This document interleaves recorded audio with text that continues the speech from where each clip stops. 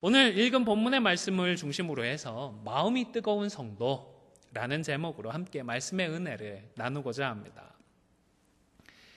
예수님께서 죽으시고 부활하신 그 3일은 정말로 인류 역사에 있어서 천지가 개벽할 만한 그런 놀라운 일들이 일어났습니다. 우리를 위해서 예수님께서 대속의 죽음을 당하셨을 뿐만 아니라 부활을 통하여서 죄와 사망의 권세를 깨뜨려 주셨습니다. 완벽하게 깨뜨려 주셨습니다. 그래서 죄로 죽을 수밖에 없던 우리가 죄사함을 받고 그리스도의 그 영원한 생명 가운데에 동참할 수 있는 그 복된 길이 마침내 활짝 열렸기 때문입니다. 그런데 어찌된 일인지 이런 놀라운 일이 일어났지만 두 사람은 예루살렘에서 한 10km가량 떨어진 엠마오로 내려가고 있었습니다. 여러분, 이 두 사람들이 어떤 사람이죠? 예수님을 전혀 몰랐던 사람인가요? 아닙니다. 아마도 예수님을 가까이서 따라다녔던 최측근 제자들 중에 두 사람이 아니었나 싶습니다. 예수님과 함께 했습니다. 그리고 예수님께서 십자가에 돌아가신 이후에도 다른 제자들과 함께 있었던 그런 분들입니다. 무엇보다 부활의 소식을 이미 들어서 알고 있는 그런 사람들이었습니다. 그런데 이분들의 낯빛이 어떠했다고요? 어떤 낯빛이었다고요? 슬퍼하는 슬픔의 낯빛이 가득했습니다. 예수님의 부활의 소식을 듣고서도 부활하신 예수님을 찾으려고 하지 않았습니다. 그리고 이미 주신 말씀에 순종하고자 하는 별다른 의지도 보여주지 않았습니다. 그 이유가 어디에 있을까요? 단순하지만은 않겠지만 21절의 내용을 통해서 가장 핵심적인 이유를 추론해 볼 수 있지 않나 싶습니다. 그것은 그들이 바랬던 것이 예수님께서 정작 걸어가신 그 길과는 달랐기 때문입니다. 그들은 예수님께서 이 세상의 주인이 되셔서 새로운 나라를 열어주실 것을 기대했습니다. 예루살렘 성에 들어올 때에 열렬한 사람들의 성원을 받고 마치 새로운 왕처럼 입성하시는 것을 보고서는 야, 정말 됐다. 이제는 일이 돼도 정말 되겠다라는 기대를 했을 것입니다. 그런데 불과 며칠이 지나지 않아서 허무하게 십자가에 죽고 말았습니다. 거사를 도모하기는커녕 별다른 힘 한번 써보지 못하고 형장의 이슬로 사라져 버렸던 것입니다. 물론 3일이 지나서 그분이 살아나셨다, 부활하셨다라는 소식이 들리기는 했지만 그러나 예수님을 죽였던 사람들은 여전히 기세등등하게 살아 있었습니다. 자신들의 힘과 권력을 가지고 있었습니다. 예수님께서 죽으시고 부활하셨다고는 하지만 정작 세상에는 변한 것이 아무것도 없었습니다. 자신들이 꿈꾸었던 그 새 나라의 비전은 도저히 이루어질 것 같지 않았습니다. 그래서 슬펐던 것입니다. 그래서 예수님의 부활의 소식을 들었음에도 불구하고 예수님을 찾아가기는커녕 오히려 슬퍼하며 예루살렘을 떠나고 있었고 예수님을 떠나고 있었던 것입니다. 여러분, 2000년 전에 우리 예수님 죽으셨고 사흘 만에 부활하셨습니다. 허다한 증인들이 증언했던 객관적이고 역사적인 분명한 사실입니다.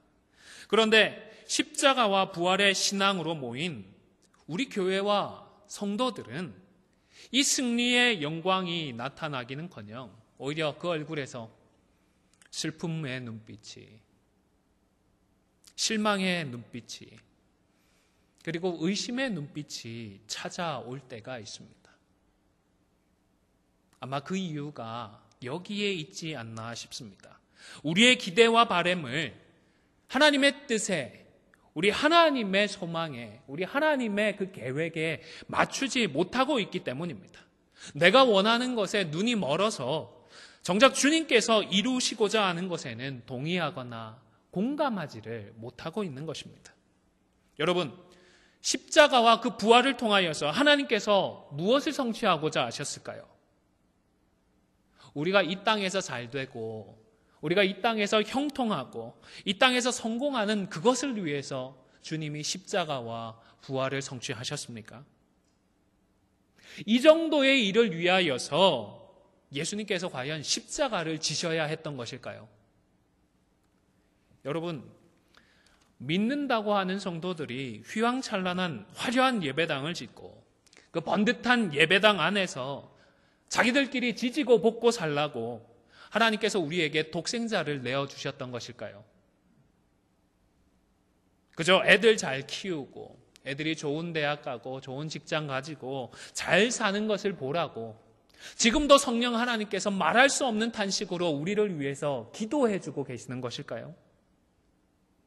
물론 우리가 잘 살고 보란듯이 지내면 좋겠지만 그러나 여러분도 십자가와 부활의 이 은혜가 우리가 기대하고 소망하는 이런 류를 위한 것은 아니다라는 사실은 이제는 좀 어렴풋이라도 알고 계시잖아요.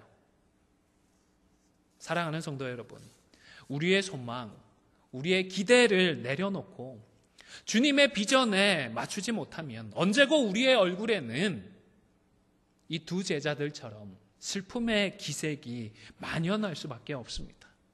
지금은 비록 괜찮다고 하더라도 어느 순간 슬퍼하고 걱정하고 의심하는 그런 순간들이 찾아올 수밖에 없다는 것입니다.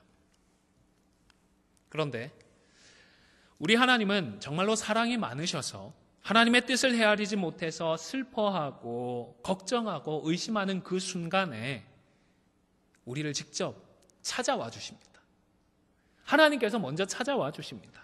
물론 믿음으로 살아갈 때에 영광스러운 일들을 선물 받기도 합니다. 형통의 복을 선물로 받기도 합니다. 그러나 잘 아시죠? 항상 그런 일이 허락되지만은 않습니다. 때때로 어려움을 겪기도 합니다.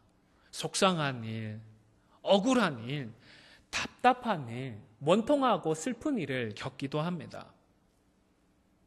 이런 순간에는 아무리 믿음이 좋다라고 하는 성도라도 하나님께서 우리를 사랑하신다고 하면서 왜 이런 어려움까지 주시는지 다 이해하기는 어려울 것입니다.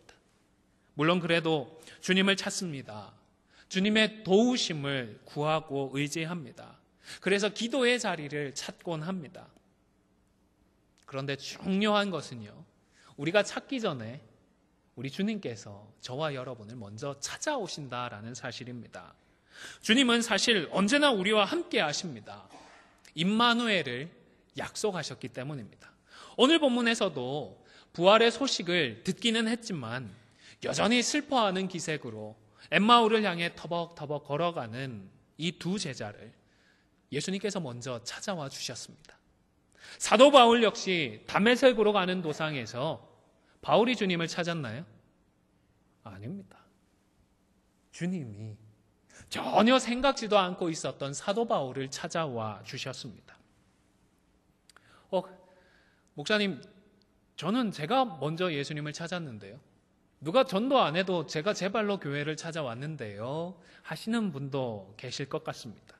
하지만 여러분, 어떤 이유이건 간에 예수님을 찾고자 하는 마음, 교회를 찾고자 하는 그 마음은 주님께서 먼저 우리의 마음에 찾아와 주셔서 은혜를 주셨기 때문에 가능했습니다.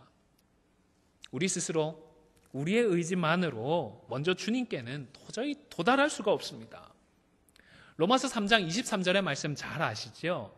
바울이 어떻게 고백을 했죠? 모든 사람이 죄를 범하였음에 하나님의 영광에 이르지 못했다라고 했습니다. 하나님께 가고자 할 수는 있지만 어떻다고요? come short, 부족하다, 충분하지 않다, 도저히 도달할 수 없다라고 고백을 했던 것입니다. 사람들끼리 다투기만 해도 어떻습니까? 갈등 가운데 있는 사람들 먼저 찾아가기가 참 어려운 것이 사실입니다. 하물며 죄로 말미암아서 원수가 되었던 우리가 어떻게 스스로 하나님을 찾아갈 수가 있겠습니까?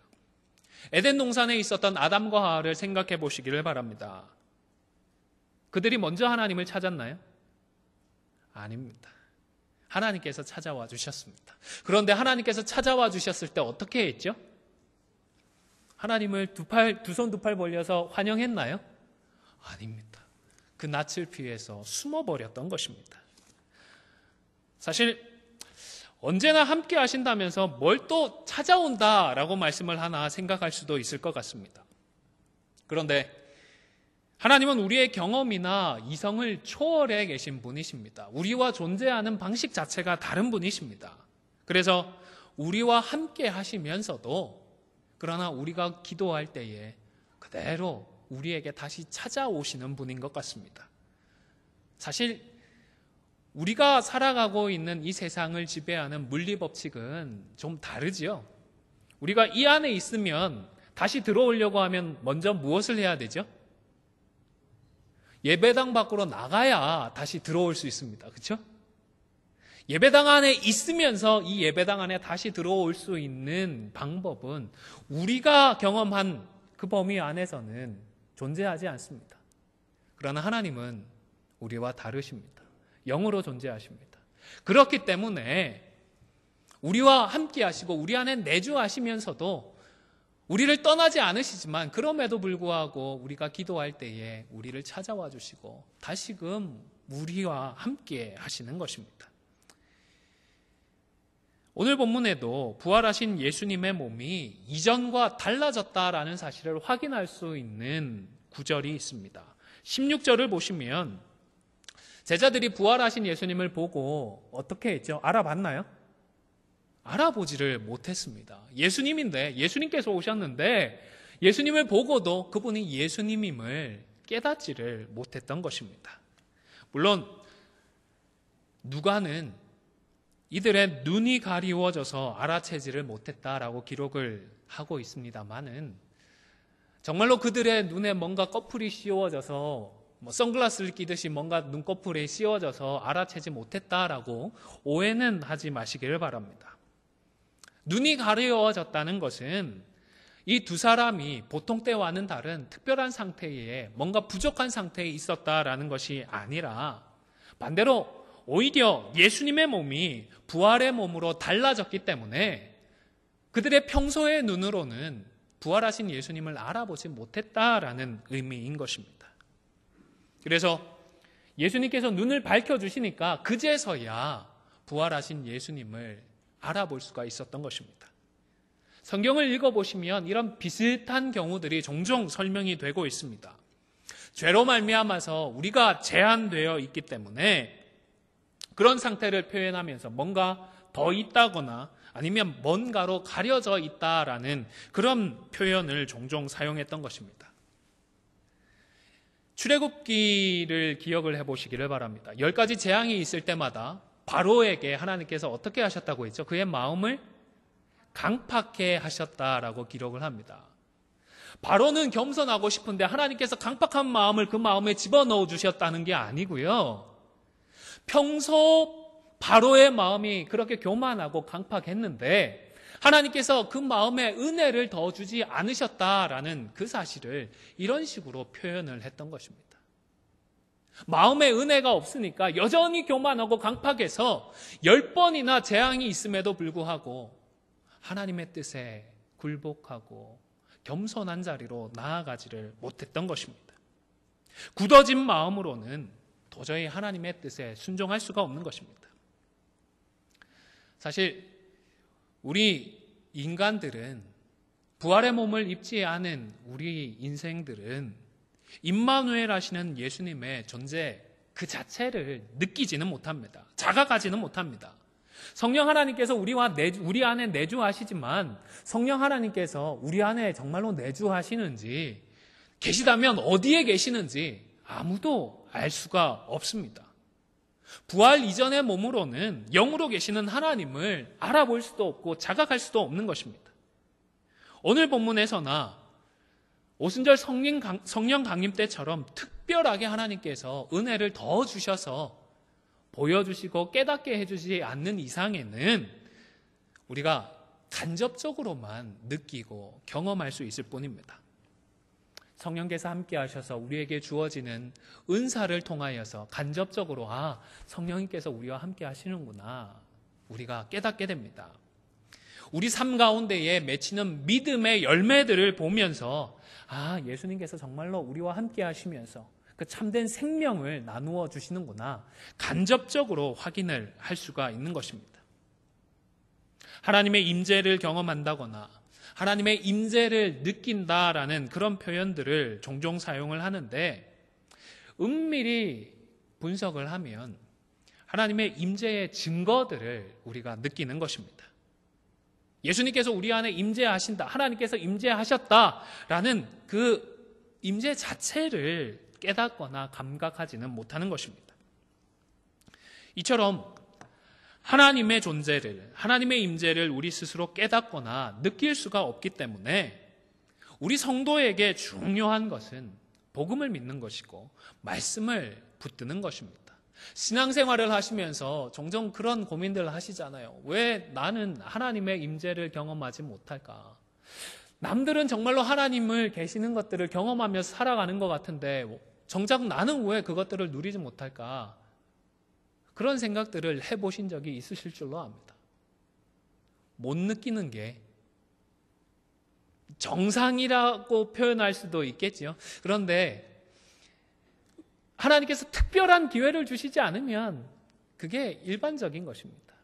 중요한 것은 말씀으로, 복음으로 우리가 주님을 만나는 것입니다. 여러분, 자신을 알아보지 못하는 제자들에게 예수님께서 가장 시급하고 중요하다 여기셨던 것은 그들의 눈을 밝혀서 예수님을 알아볼 수 있도록 부활하신 예수님을 보게 해주시는 것이 아니었습니다. 못자국과 창자국을 만져보고 확인하도록 하는 것도 아니었습니다. 사실 엠마오로 향하던 두 제자들에게는 그런 것도 보여주지 않으셨습니다. 이 모든 것을 다 제쳐두고서 예수님께서 무엇보다 먼저 하셨던 것은 무엇이었죠? 말씀이었습니다. 말씀을 통하여서 십자가와 부활, 그것을 성취하기 위하여 이 땅에 오신 예수 그리스도를 깨닫게 해주신 것이었습니다. 구약 성경 전체를 통하여 바로 예수님이 십자가의 그 고난을 받고 자신의 영광에 들어가야 할 것이 미리 말씀에 기록되어 있음을 깨우쳐 주셨고, 그리고 마침내 그 말씀이 성취되었음을 깨우쳐 주셨던 것입니다. 성경을 읽고 성경에 계시된 예수님에 대해서 바로 이해하고, 그래서 그 계시대로 십자가와 부활의 주님을 믿는 것이 우리 인생들에게는 다른 그 어떤 것, 그 무엇보다 가장 중요한 것임을 말씀해 주시는 것입니다. 저도 저와 여러분이 예수 잘 믿어서 가정이 잘 되고 자녀들이 형통하면 좋겠습니다. 안디옥 교회가 폭발적으로 부흥하고 성장하면 정말 좋겠습니다. 상상만 해도 신이 나고 가슴이 벅차오릅니다. 그런데 우리 주님이 무엇보다 시급하게 생각하고 다른 그 어떤 것보다 중요하게 생각하시는 것은 말씀을 통하여서 우리가 주님을 만나 교제하는 것입니다. 말씀과 기도로 십자가와 그 부활의 예수님과 깊이 교제하는 것을 원하십니다. 여러분도 카카오톡 자주 사용하시죠? 얼마나 좋은지 모르겠습니다. 그것만 있으면 한국에 계신 분들과도 연락을 주고받을 수 있습니다. 어렵지 않게 연락을 주고받습니다. 음성통화는 두말하면 잔소리고 영상통화까지 하고 있는 시대입니다. 좀 불편하기는 하시죠? 영상통화 신청 들어오면 주변부터 둘러보시잖아요. 이게 청소가 돼 있나, 이것부터 신경 써야 되는 그런 시대가 되기도 했는데, 여러분, 다 똑같은 카톡이고 똑같은 통화입니다. 그런데 다르잖아요. 누구랑 연락을 주고받느냐, 그분을 향한 내 마음이 어떠냐에 따라서 대하는, 또 주고받는 감정들이 다르잖아요. 내가 별로 귀하게 느끼지 않는 분이 아침 저녁으로 매일같이 뭔가 연락을 주신다고 상상을 해보십시오. 그분이 주시는 글들, 그분이 주시는 연락은 마치 쓰레기통에 있는 휴지처럼 느껴지지 않을까라는 생각을 해보기도 합니다. 그러나 내가 소중히 여기고 내가 사랑하는 사람이 보내온 것은 다르지 않습니까? 그냥 달랑 이모티콘 하나 보내와도 보면 기분이 좋아지잖아요. 흐뭇하잖아요. 기쁘잖아요. 행복하지 않습니까?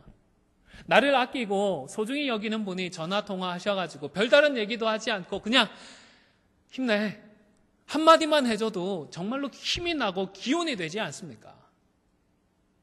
카카오톡이라고 하는 메신저를 통하여서, 전화기라고 하는 메신저를 매개체를 통하여서 그분과 깊이 교제를 하니까 내 마음에 감동이 있고 기쁨이 있고 행복이 충만하는 것이지 않습니까? 여러분, 성경은 우리 모두에게 똑같은 성경입니다. 우리를 사랑하시는 하나님께서 내가 무슨 말을 해줘야 될까? 무엇을 말해줘야 할까? 고심하면서 우리에게 허락해 주신 그 사랑의 고백이 바로 이 성경책입니다.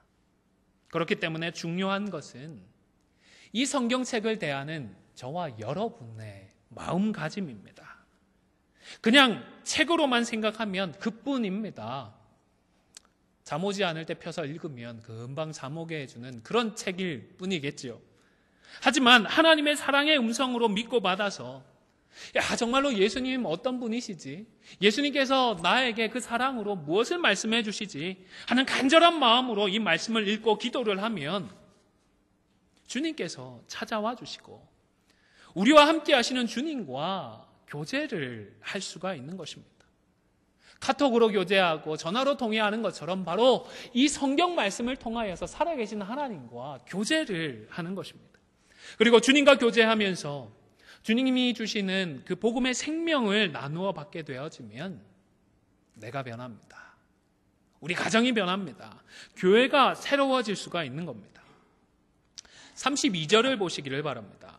여러분, 제자들의 마음이 뜨거워졌던 순간이 있다라고 했는데 언제였나요? 잘 보시기를 바랍니다.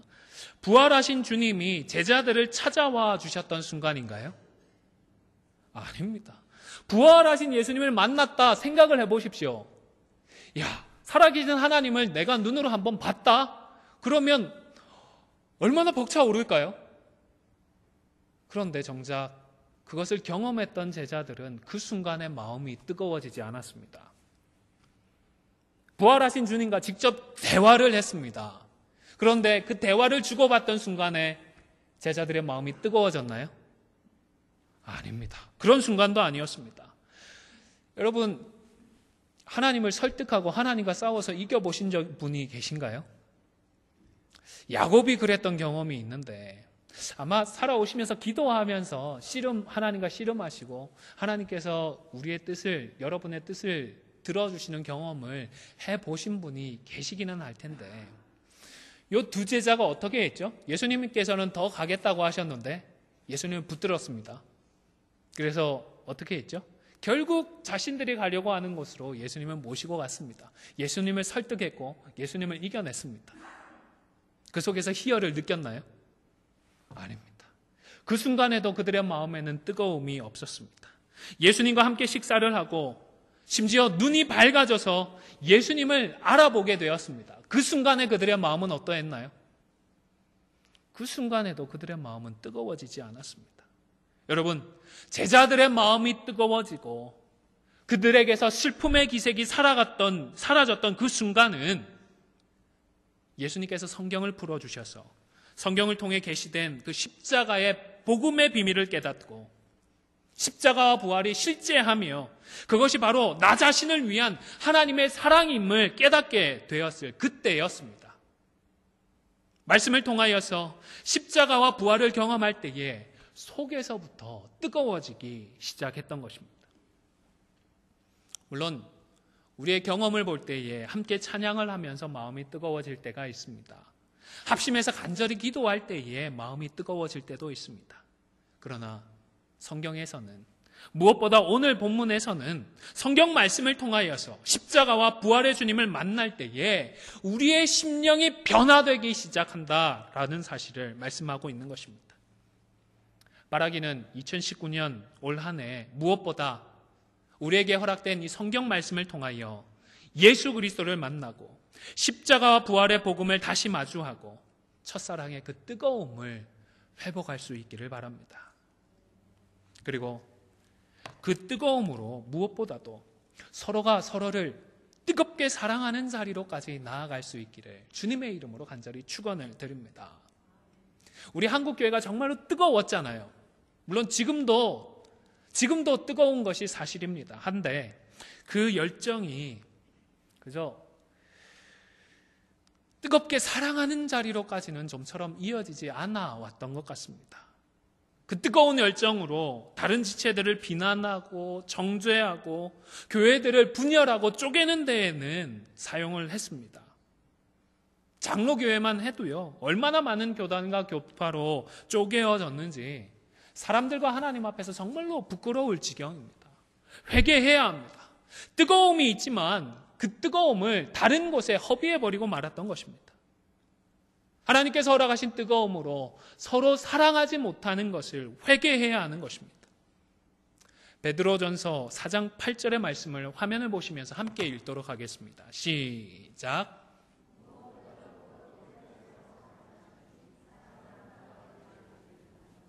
아멘. 여러분, 잠시 뜨겁기만 한 것은 크게 소용이 없는 것 같습니다. 오히려 그 뜨거움으로 복음을 가리게 되는 많은 실수들까지 할 수 있는 것 같습니다. 베드로 사도는 뜨거움으로 무엇보다 서로 어떻게 하라고요? 사랑하라 권면을 합니다.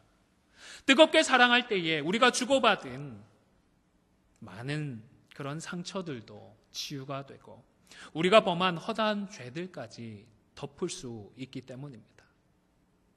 사랑하는 성도 여러분, 말씀을 펴서 읽고 우리 주님을 만나 교제하시기를 바랍니다. 그래서 먼저 뜨거움을 회복할 수 있기를 바랍니다. 그리고 그 뜨거움으로 서로 사랑할 수 있기를 주님의 이름으로 간절히 축원을 드립니다. 이제 말씀을 마무리하고자 합니다. 십자가와 부활의 소식을 전해 듣고도 모두가 같은 반응을 보이지는 않았습니다. 오히려 실망하고 납담하고 슬퍼하며 예루살렘을 떠나버린 제자들도 있었습니다. 그런데 그들에게조차 먼저 주님이 찾아와 주셨습니다. 그리고 말씀을 상고하며 말씀을 통해 계시된 주님을 만나고 십자가와 부활의 주님을 만나게 되니까 속에서부터 뜨거워지게 되고 그 슬픔이 사라지게 되었습니다. 저와 여러분에게도 말씀으로 계시되고 말씀으로 교제하시는 예수님이 전부입니다. 예수님이 저와 여러분의 모든 것 되십니다.